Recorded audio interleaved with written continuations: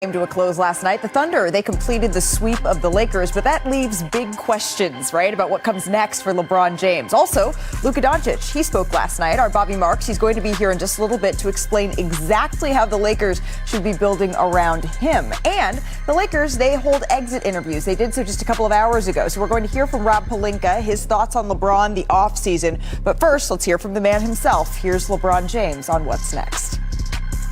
I mean, with my future, I don't know, obviously. I mean, this is obviously we're still fresh from, obviously losing, and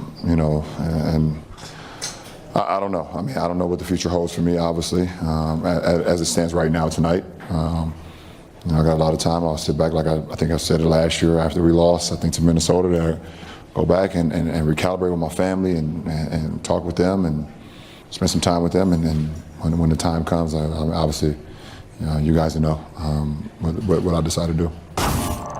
If I can commit to still being in love with the process of showing up to the arena 5.5 hours before a game to start preparing for a game, giving everything I got, diving for loose balls, and doing everything that you know that it takes to go out and play, and showing up to practices.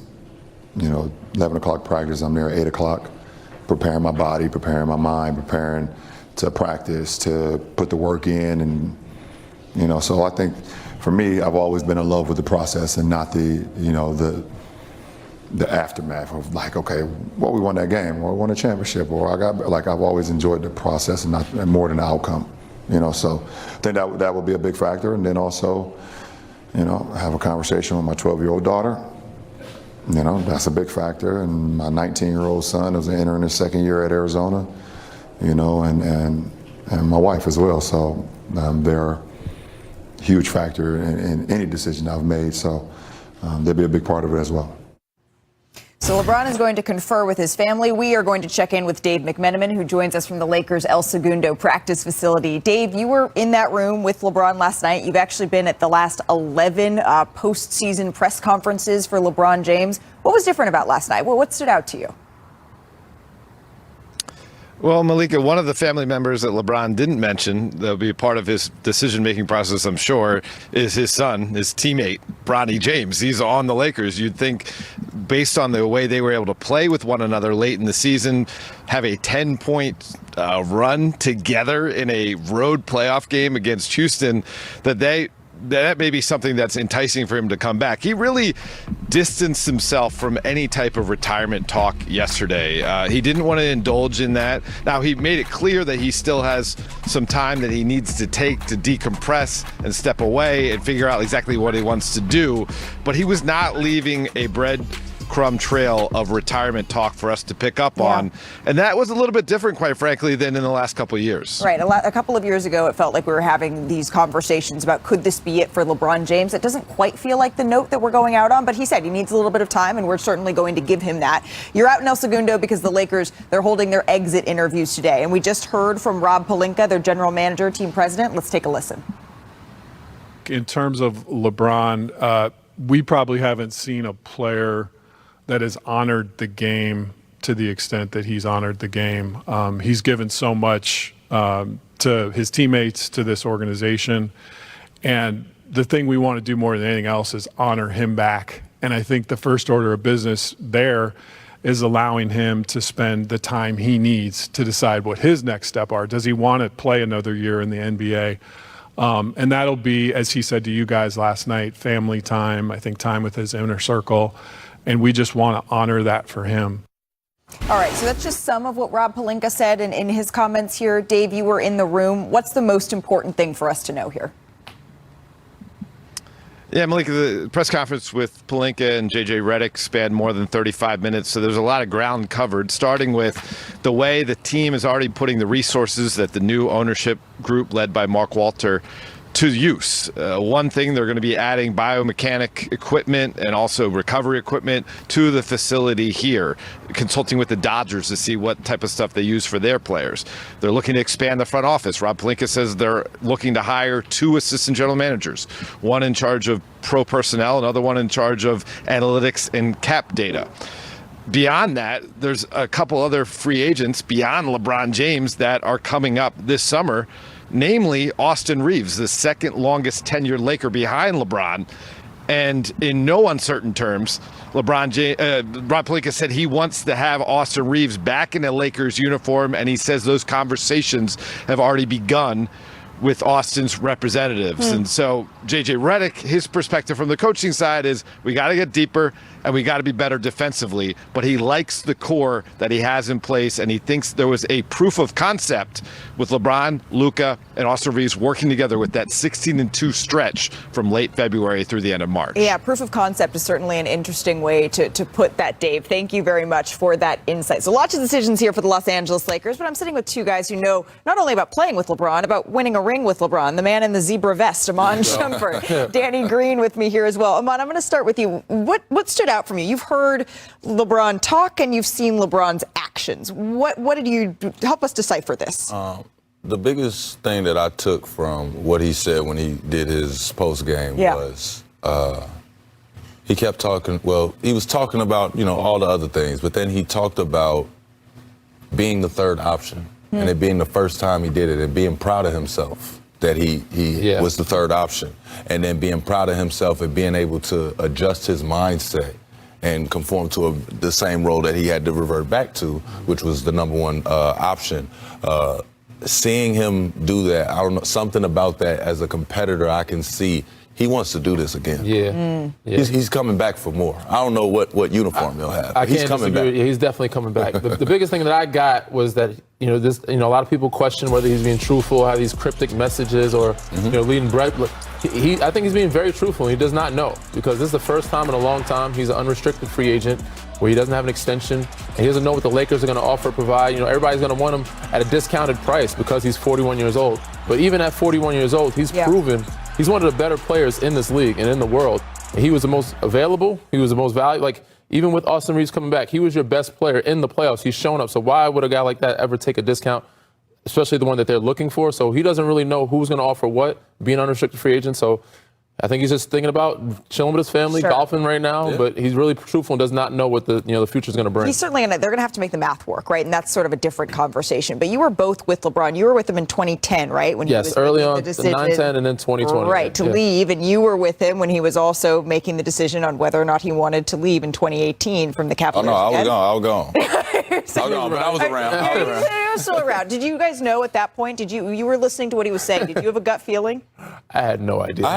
I couldn't have imagined him leaving, especially not after he had got to hoist up another championship for Cleveland. I couldn't have imagined him leaving to go to L.A., but then again, I wasn't going to imagine him the first time leaving Cleveland. So for me, I think I've had to sit back and respect that he just doesn't think like everybody else. Sure. You know what I mean? Rich Paul had a post not too long ago on Twitter going around, but he was talking about how Bron was raised. I really had to give it some thought. I retweeted deep dive. I gave it some thought, and I was just like, maybe he just don't want to do what we want him to do. Well, that, and also when you're 41 years old and still playing basketball at the highest level, when he says he doesn't know, there's probably some things that still need to shake out over the next couple of weeks because you don't know how your body responds, how your mind responds. But he always goes back to whether or not he can give him the preparation that he is used to. And if he can do that, then I expect to see him back and playing.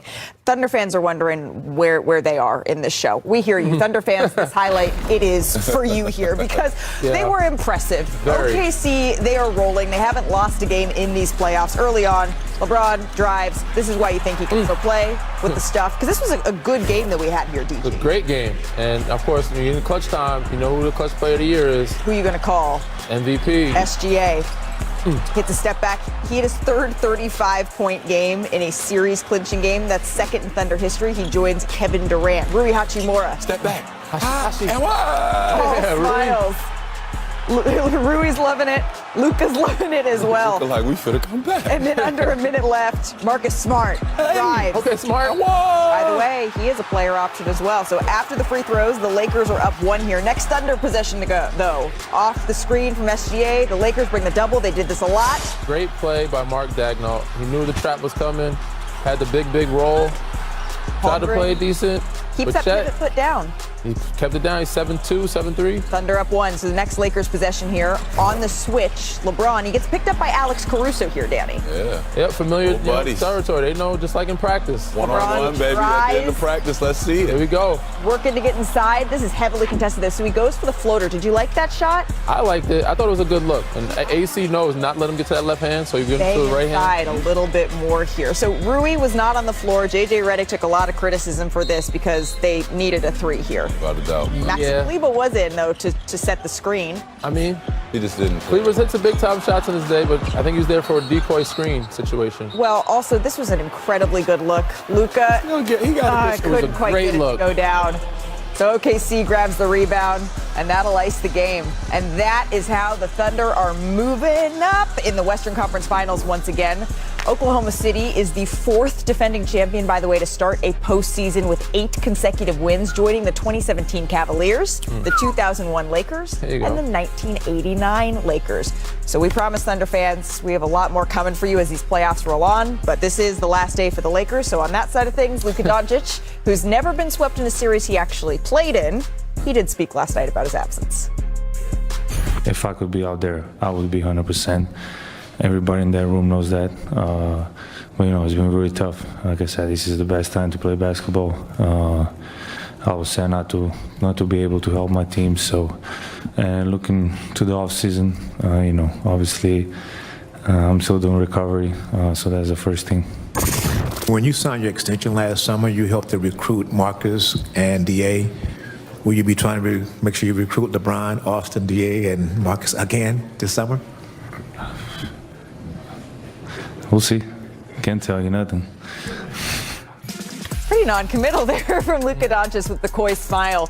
A little reminder here, the Lakers, they actually only have 6 players guaranteed to be under contract next season. Austin Reeves, DeAndre Ayton, Marcus Smart, they all have player options. And that means the Lakers, they could have close to $70 million in cap space next season. So DG, be Bobby Marks for me. What would you do with it? Mr. Marks, I think first priority is to get Austin back and try to get Bron back at what you can. Like, that's the core. And then the next bet is we don't know who's going to opt into their player options. DeAndre Ayton has a player option. Marcus Smart. DeAndre Ayton's is for $8 million, so I would expect him to opt in. But Marcus Smart's only for like $5.5. I expect him. He's definitely worth more, but you got to retain Marcus Smart. That's the next move. But in the process, you got to find. DeAndre Ayton had a good season, but you need a big, like, because they didn't have him reliable enough in the playoffs. He's shown some spurts in Houston, but the second series, they needed rebounding. Jackson Hayes played well last night, but I don't know if they trust him to be a starting center for you. So you got to find a way to get some 3-and-D guys around you and a center that can rely on. I would say either a center or a power forward. You know, somebody that can stretch the floor. Exactly, stretch the floor, but also make a play. And I'm talking about make a play in that short roll position, be able to change sides of the floor with the basketball, because sometimes they do get jammed on one side, and Bron and Luka got to throw the cross-court pass for them. But if they can get somebody that can make good decisions in there, that could be good for them. And I also think I wish Luka that I could just go back, turn back time, grab Sean Livingston and just throw him in a Laker uniform with you, because a guy like that one picks his spots throughout a game, but knows how to keep the train on the tracks, and as well as be able to hit the gas when it's time to say, hey, our bench could run it up real quick. We'll give you a quick 8-point swing. Now you come back in, you feeling good, you done got your rest. You know what I mean? A little Gatorade, a little water, you'll be all right. Well, I mean, and Rob Pelinka had said that he is proud of what this group has done, but he's not satisfied. And that seems about right for this Los Angeles Lakers season, because you saw glimpses of what this team could be. We'll have much more on the Lakers coming up here on NBA Today. We turn now, though, to some incredibly sad news. Memphis Grizzlies forward Brandon Clarke has died. He was one of the Grizzlies' longest tenured players. Clarke, he played 7